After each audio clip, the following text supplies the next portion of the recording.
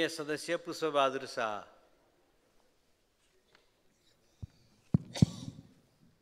सम्माननीय सभामुख महोदय, सुदूरपश्चिम र कर्णाली प्रदेशको ऊर्जा समृद्धिमा महत्त्वपूर्ण योगदान पुर्याउने लक्ष्य राखिएको अछाम जिल्लाको ढकारी गाउँपालिका र सुर्खेत जिल्लाको चौकुने गाउँपालिकामा निर्माण हुन लागेको 439 मेगावाटको अर्ध जलाशययुक्त बेतन कर्णाली जलविद्युत आयोजनाको EIA स्वीकृत भई 2244 रोपनी जग्गा मध्ये अछामतर्फको मुआब्जा दर निर्धारण भइसकेको र सुर्खेत तर्फको मुआब्जा निर्धारण प्रक्रिया बाँकी रहेको, वित्तीय व्यवस्थापनको अन्यल मुआब्जा वितरणमा ढिलाइका कारणले आयोजना अलपत्र अवस्थामा छ।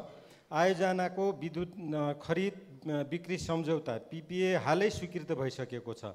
सञ्चयकर्ताको 40% लगानीमा बन्न लागेको उक्त आयोजनाको निर्माण कार्य विभिन्न कारण देखाई ढिलासुस्ती भइरहेको हुँदा आयोजनाको समयमै निर्माण प्रक्रिया अगाडि बढाउनका लागि सभामुखज्यू मार्फत सम्बन्धित निकायको ध्यानाकर्षण गराउन चाहन्छु। धन्यवाद।